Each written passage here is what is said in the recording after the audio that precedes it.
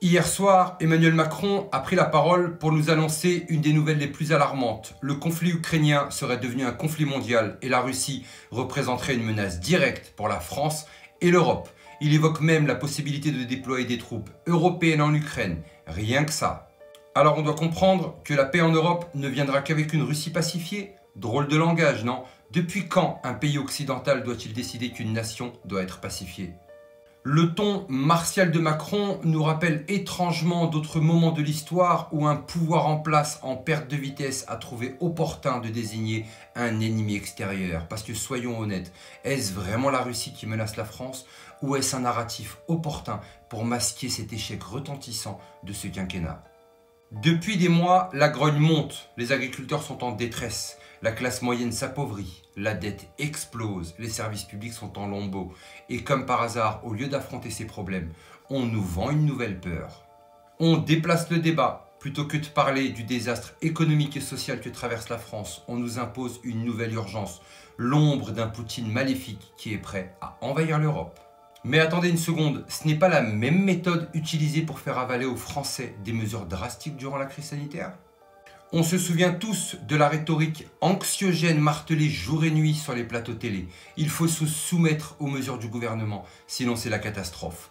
Aujourd'hui, le Covid a disparu des écrans, remplacé par la menace russe.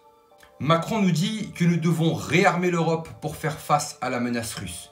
Très bien, mais avec quel argent? Parce qu'on nous a toujours dit que l'État était en faillite. Quand il s'agit d'aider les Français pour boucler les fins de mois, il n'y a plus de sous.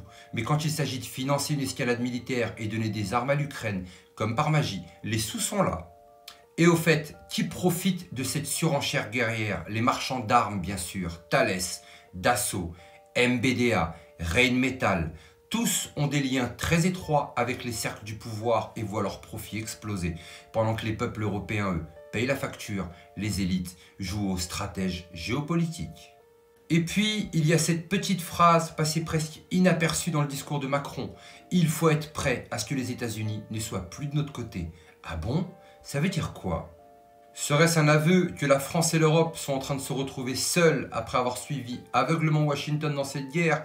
Un lâchage en douceur, car les Américains ont toujours su quand il était temps de se retirer. Et pour couronner le tout, Macron ose nous parler de protection par la dissuasion nucléaire. Ces déclarations irresponsables, lancées à la va-vite sur un ton guerrier, ne nous mettent-ils pas plus en danger qu'autre chose? Sommes-nous prêts à un risque d'escalade nucléaire pour défendre le Donbass? La vraie question, c'est sommes-nous en train d'être embarqués dans une guerre qui n'est clairement pas la nôtre? Est-ce que cette menace russe qu'on nous vend matin, midi et soir ne sert pas plutôt un prétexte pour nous détourner réellement des problèmes qu'il y a lieu actuellement en France? L'histoire nous a prouvé que chaque fois qu'un gouvernement est en difficulté, il cherche un ennemi à brandir. Aujourd'hui, c'est la Russie. Demain, ce sera autre chose. Mais une chose est sûre, tant qu'on regardera ailleurs, on ne regardera pas ici, en France, où la maison brûle. Alors, vous en pensez quoi? Est-ce qu'on nous manipule avec une peur encore une fois programmée? Dites-moi en commentaire, est-ce que Macron essaye encore de nous enfumer ou croyez-vous réellement à son discours guerrier? Mais surtout n'oubliez pas, on n'est clairement pas au bout de nos surprises.